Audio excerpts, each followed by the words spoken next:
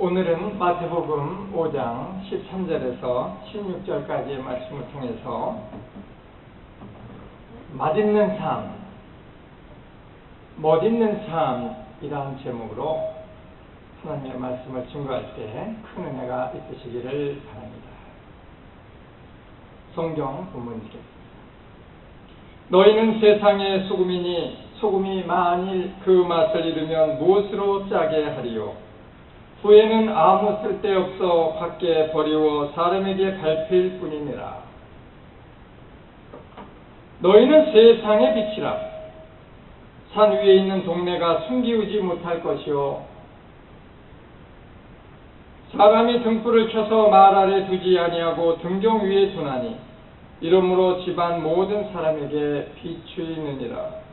이같이 너희 빛을 사람 앞에 비추게 하여 저희로 너희 착한 행실을 보고 하늘에 계신 너희 아버지께 영광을 돌리게 하라. 아멘.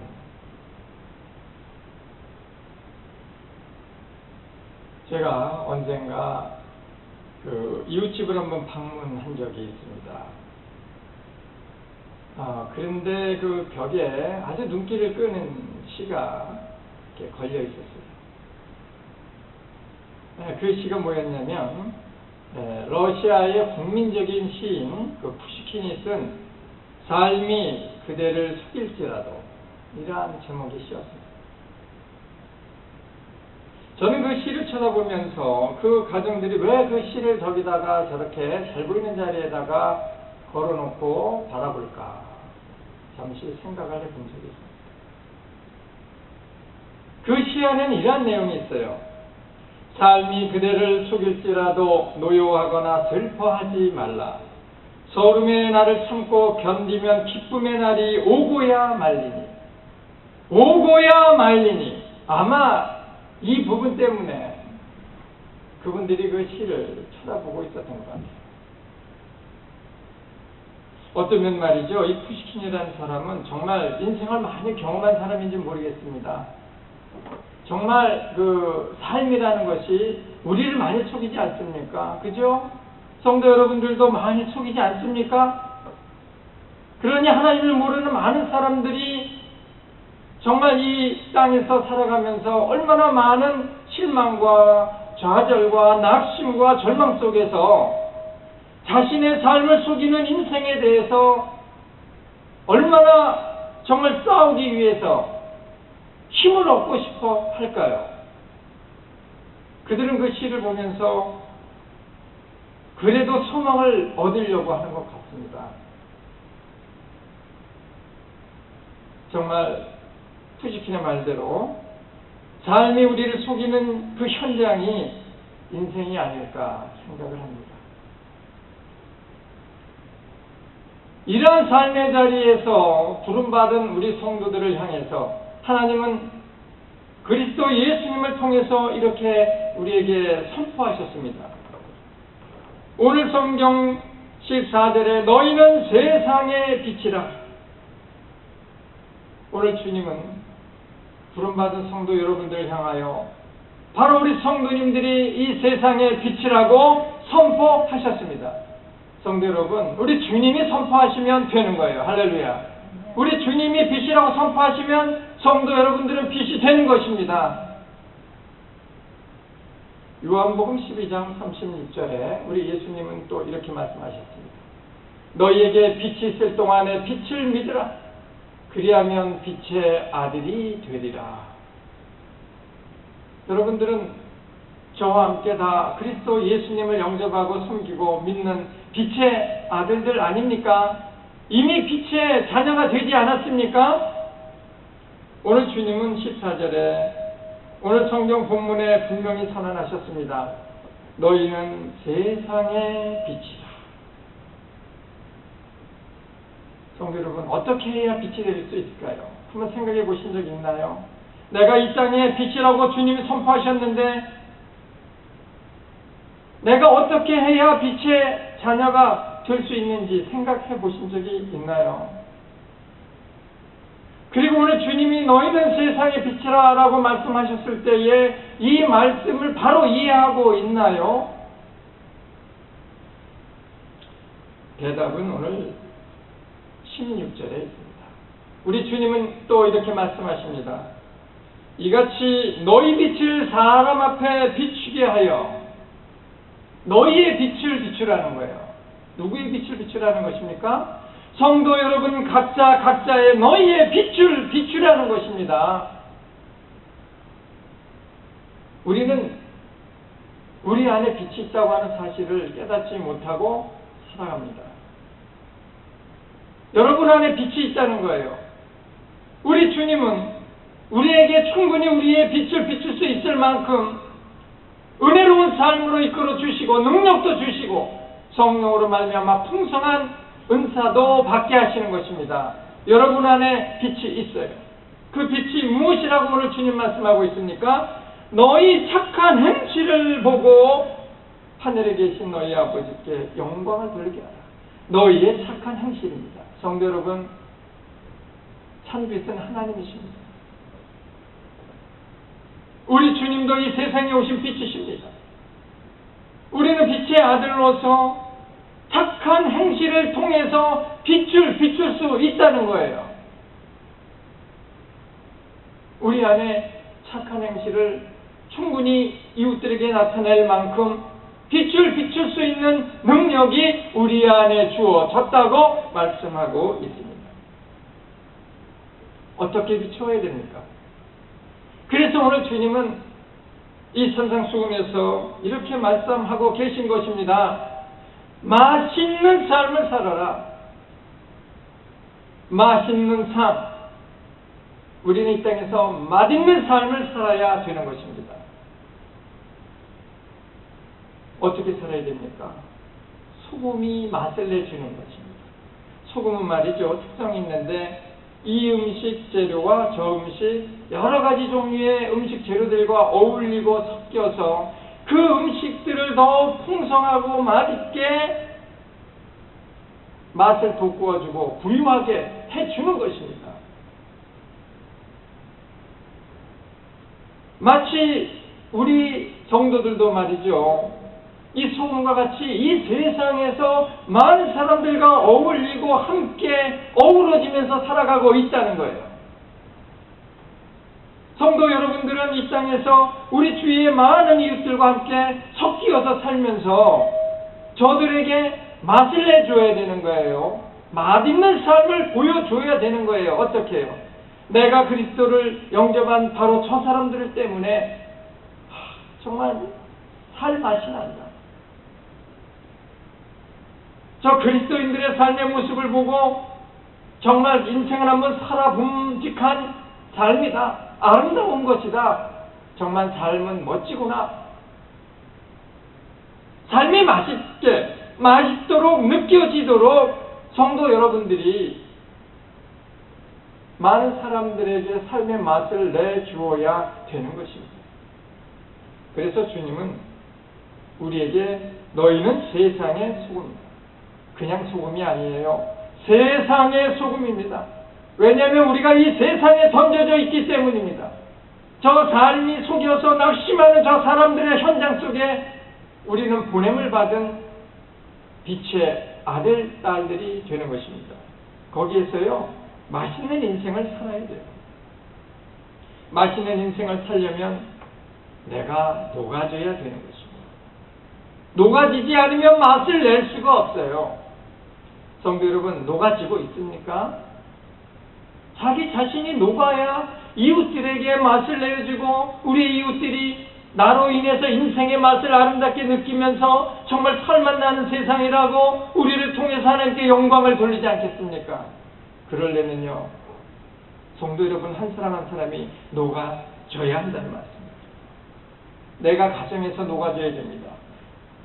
내가 교회 안에서 녹아져야 합니다. 내가 이웃들에게 함께 섞여서 녹아져야 합니다. 그래야 가정이 살고 교회가 살고 우리 이웃이 살게 되는 것입니다. 성도 여러분, 정말 인생은 맛있는 것이다. 저는 이렇게 생각을 해요. 정말 누군가가 나의 착한 행실을 보고 정말 정말 인생은 아름다운 것이다라고 느끼고 행복해질 수 있다면 그것은 빛의 아들들 때문입니다.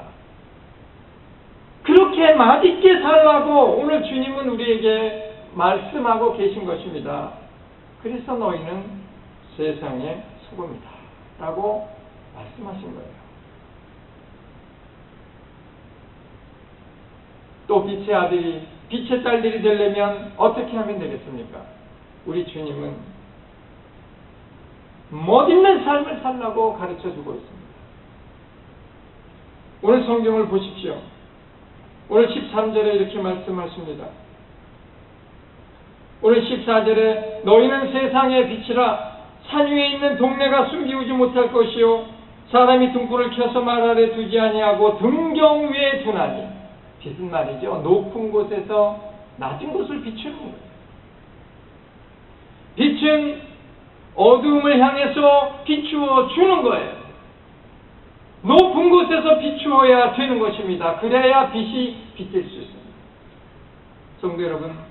성도 여러분들은 부단히 노력해야 됩니다. 진실해야 됩니다. 성실해야 됩니다. 더 많은 노력과 책찍질을 스스로 하고 절제하면서 성공적인 인생을 살아가도록 힘을 다해야 하는 것입니다. 왜냐하면 성도 여러분들은 빛이기 때문에 그렇습니다.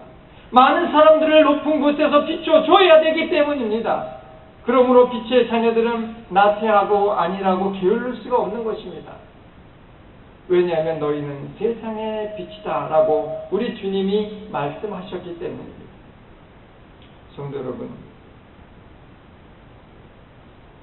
정말 어떻게 살아야지 멋진 인생이, 멋진 삶이, 멋있는 삶일까요? 우리 주님은 누가복음 10장 25절에서 36절에 어떤 율법사가 예수님을 찾아 나와서 선생이시여 내가 어떻게 해야 영생을 얻겠습니까? 라고 물었을 때에 우리 주님은 어떻게 사는 것이 멋진 인생인지를 가르쳐 주셨습니다.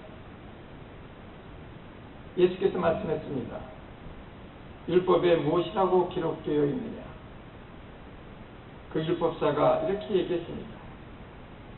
내 마음을 다하고 목숨을 다하며 힘을 다하며 뜻을 다하여 주 너희 하나님을 사랑하고 내 이웃을 내 몸과 같이 사랑하라 하였나이다. 우리 주님이 옳다고 말씀했습니다. 그랬더니 이 율법사가 이렇게 이야기합니다. 그러면 그 내 이웃이 누구입니까? 내 이웃이 누구입니까? 이때 주님은 선한 사마리아인의 비유를 들어서 가르쳐 주셨습니다.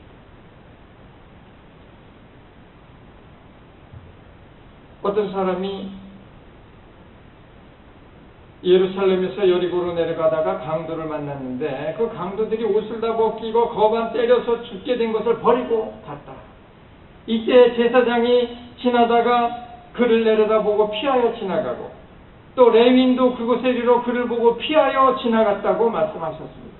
그런데 사마리아인은 거기에 이르러서 그 불쌍히 강도당한 자를 보고 가까이 가서 기름과 포도주를 그 상처에 부어주고 또 싸매주고 자기 짐승에 태워 주막으로 데리고 가서 돌보아 주었다고 주님이 말씀했습니다. 그 다음 날에는 데나리온 둘을 주인에게 내어주면서 이 사람을 돌보아 주라. 비용이 더 들면 후비가 더 들면 내가 돌아올 때 갚아주리라. 이렇게 이야기하고 그 강도당한 사람을 부탁하고 다시 여행을 떠났다. 이렇게 말씀합니다. 주님이 누가 강도 만난 자의 이웃이 되게 됩니다. 이 율법사는 자비를 베푼 자라고 말했습니다. 성도 여러분, 이 사마리아인 멋지지 않습니까? 이 사람 멋진 인생 살고 있는 것 보이십니까? 어려운 이웃을 위하여 기름을 부어주는 사람, 어려운 이웃의 상처를 싸매주는 사람, 어려운 이웃을 돌봐주는 사람, 어려운 이웃에게 자신의 부유함을 나누어 주는 사람, 멋지지 않습니까? 멋지지 않습니까? 이 사람 능력 있는 사람 아닙니까? 성공적인 인생을 살아가면서 충분히 빛된 삶을 살고 있지 않습니까? 오늘 주님은 우리에게 이렇게 멋진 인생을, 삶을 살라고 우리에게 요청하고 계십니다. 이렇게 멋지게 살아야 합니다. 그래야 나의 빛이 비추어지는 것입니다. 그래야 하나님께서 영광을 받으시는 것입니다. 우리 여기서 한 가지 깨달을 것은요, 빛은 자기 자신을 비추지 않습니다. 빛은요, 자기 스스로를 비치지 않아요. 빛은 어두운 곳을 비춰서 밝혀준다고요. 어둡고 그늘진 곳을 향하여 비추는 것입니다. 빛은 자기 자신을 태워야 비춰집니다. 마치 소금이 녹아야 맛을 내어주고 많은 사람들에게 살맛을 느끼게 해주듯이 빛도 자기 자신을 태워야 비춰집니다. 그래야 비춤을 받는 사람들이 소망을 얻게 되는 것입니다. 그래야 빛은 더 밝아지는 것이요, 그래야 이 세상은 밝아지고 아름답게 되는 것입니다. 성도 여러분, 멋지고 성공적인 인생을 살아갑시다. 존귀한 삶의 자리에 오르도록 노력하고 올라서 이 땅에 어두움에서 힘들어하는 많은 사람들에게 빛을 비추어 줍시다. 그래서 시편 기자는 성도는 존귀한 자라고 가르쳐 주었어요. 그래서 성도는 존귀한 자리에 오르는 것입니다. 하나님 그래서 성도들의 삶을 존귀하고 아름답게 만들어 주시는 것입니다.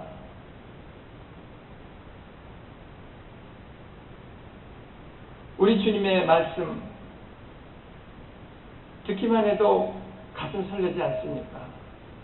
나로 인해서 많은 사람들이 살만 나는 삶, 그러한 삶의 현장,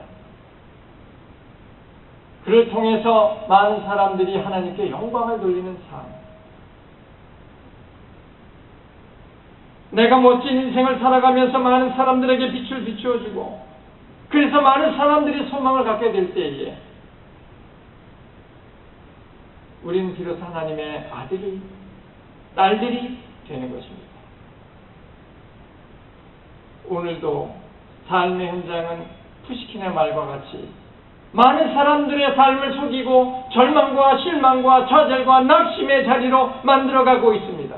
그곳에서 조금이란 소망이라도 갖고자, 소망이라도 정말 붙들고자 간절히 원하는 많은 그늘진 사람들 있습니다.